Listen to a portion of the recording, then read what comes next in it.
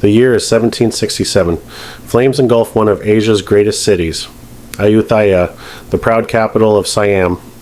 After months of siege, the Burmese army breaks through the walls. Palaces burn, monks flee, the king disappears.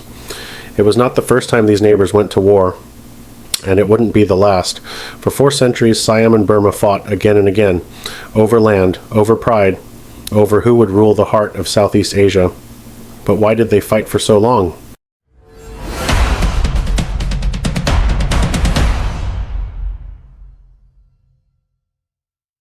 To understand their rivalry, we have to travel back to the 13th century. In what is now Myanmar, the once mighty pagan empire had collapsed. Smaller kingdoms, Ava, Tungu, Hanthawaddy, fought for control of the Irrawaddy Valley. To the east, along the Chao Phraya River, a new power was rising. Ayutthaya, founded in 1350, it grew rich from rice trade and diplomacy, called the Venice of the East. Burma and Siam, 2 kingdoms born from the same Buddhist roots, soon found themselves on a collision course. The reasons behind their endless wars go far beyond royal ambition. First, geography. Between Siam and Burma lies a rugged mountain chain, the Tenasserim Range. Whoever controlled its passes could dominate trade between India and China. Second, economics. Both kingdoms wanted the same riches. Coastal ports, teak forests, and rice plains. Third, their religion and kingship. Both rulers saw themselves as defenders of the true Buddhist faith, Dhammaraja, kings by divine virtue. And finally, courting pride. In Southeast Asian court tradition, submission meant tribute, elephants, gold, and royal daughters. No king wanted to kneel before another. Pride made peace impossible. The first great clash came in the 1500s. In Burma, a conqueror arose, King Bayi-Naung of the Tungu dynasty. Known as the Conqueror of 10 Directions, he united the Burmese kingdoms and invaded Siam in 1564.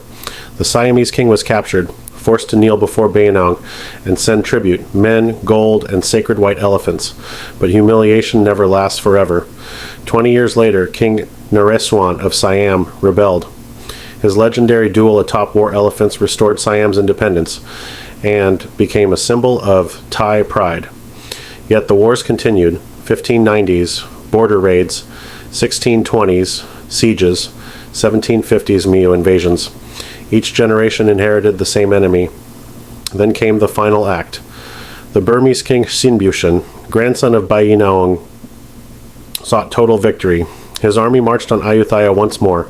The siege lasted over a year. Famine and disease took more lives than swords. In April 1767, the walls fell. Ayutthaya burned for days. Statues melted, chronicles vanished. It was not just a city destroyed, it was a civilization in ashes. But from ruin, Siam rose again. General Taksin gathered survivors and rebuilt the kingdom at Thonburi, driving out the Burmese. His successor, King Rama I, established a new capital at Bangkok and ensured Siam would never fall again. Burma had conquered cities, but never the Siamese spirit. By the 19th century, the world had changed. The British Empire marched into Burma, first taking the south, then the north. By 1885, the Burmese monarchy was gone. Siam watched and learned. Instead of resisting the West, its kings embraced diplomacy and reform. King Mongkut and King Chulalongkorn modernized the nation, schools, railways, treaties, transforming Siam into the only Southeast Asian kingdom never colonized. The centuries-long rivalry ended not with a treaty, but with time. Burma became part of an empire. Siam became a modern nation. Today, the scars of that 400-year struggle remain, in ruins, in legends, in memory. The temples of Ayutthaya still stand as silent witnesses.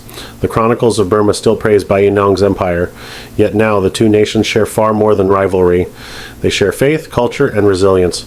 Both endured the storms of history. Both rebuilt. In the end, their story is not one of endless war, but of survival. Because after 4 centuries of conflict, both Siam and Burma are still here, still standing, still proud, and still teaching us that even the fiercest rivals can learn to endure side by side.